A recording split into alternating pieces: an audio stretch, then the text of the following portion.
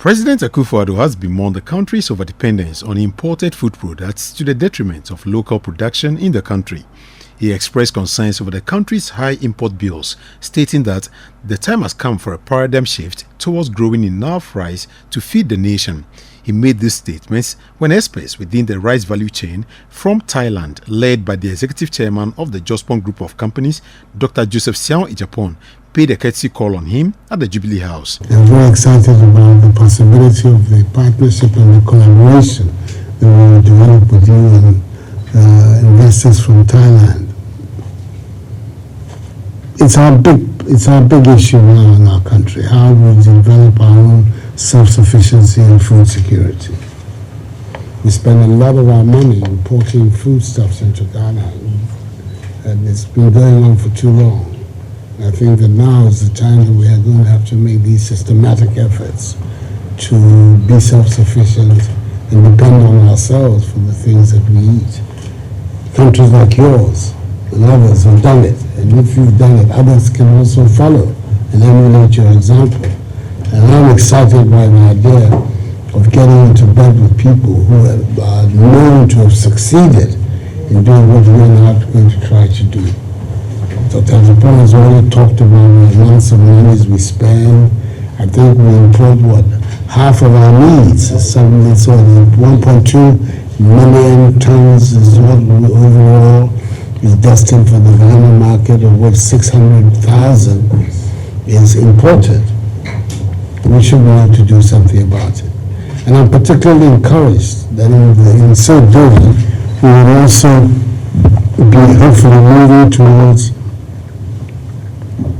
a system of agricultural inputs that reduces our dependence on chemicals. The team later visited the Finance Minister, Ken Ofori-Atta, who said the Ghana Cares for Batampa program is a key initiative by the government as part of interventions to tackle the country's current economic woes. He expressed optimism about Thailand's partnership with the private sector to commercialize rice production and cut imports in the next 3 years. This collaboration is in direct response to a felt need, not really only by government, but by all Ghanaians, with the frustration on the extent of imports that we have for food.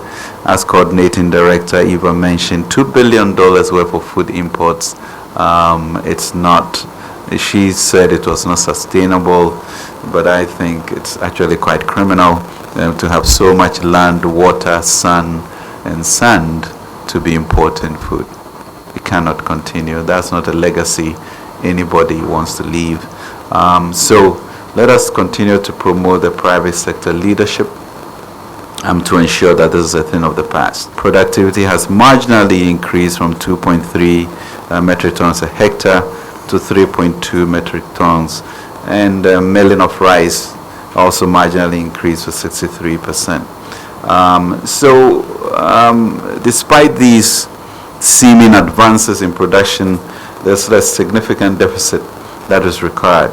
So that since 2017, we spent over $1 billion in importing rice. The Minister of Agriculture, Dr. Owusu Efiri-Yakoto, on his part, encouraged private investors to bring in more collaborations and partnerships to establish industries in the country. According to him, the ministry's target is to make Ghana self-sufficient in rice production, which has seen some significant gains through the efforts of his ministry. How do we grow rice to meet the rapid demand?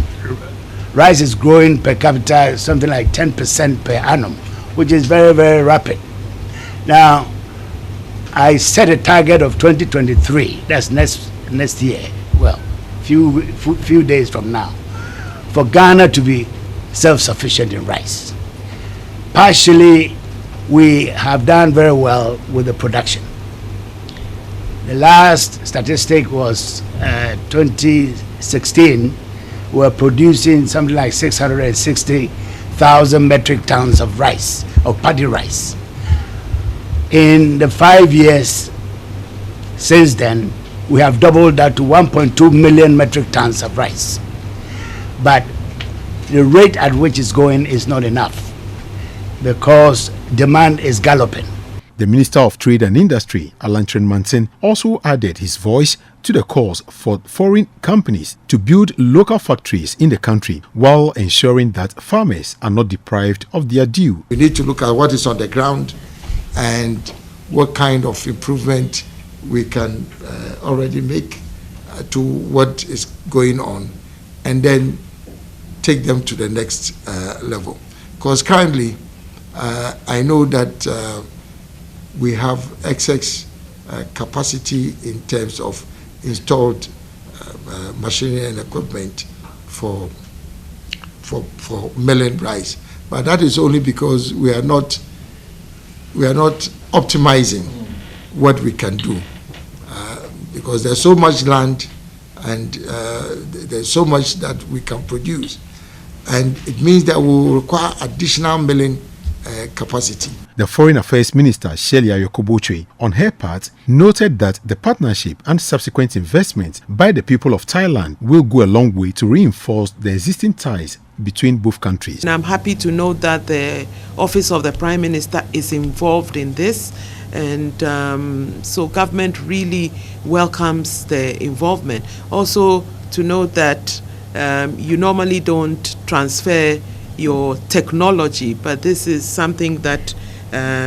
you're doing, and it will definitely enhance the relations between our two countries. And I think that this project is going to open up even more the relations between our two countries, and I'm sure that if we look, we should find other ways of cooperation.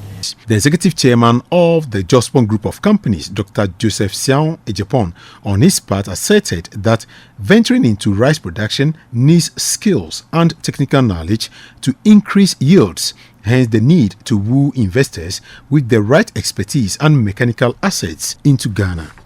Thai visitors who are here are companies that will sign MOU as technical partnership to exploit or extend their strengths and their technical know-how to Ghana.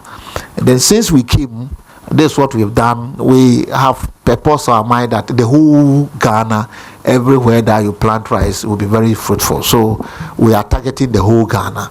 The intention of Jospon Group of Companies was to partner with major rice industry players in Thailand to provide technical and equipment support for the entire rice value chain in Ghana, with the aim of producing rice for the local and export market. The importation of rice into Ghana exceeds 60% annually, with dire economic consequences. Between 2007 and 2015, the amount spent on imported rice rose from $150 million to $1.2 billion per annum, with domestic consumption supplemented by imports, primarily from Thailand, Vietnam and India. The team from Thailand were treated to a dinner night as they begin field engagements with local rice producers and millers in the coming weeks. They are believing that in the next 1 to 2 years, the country will be self-sufficient as far as rice production and consumption is concerned. My name is Fred Duho, reporting for Citi News.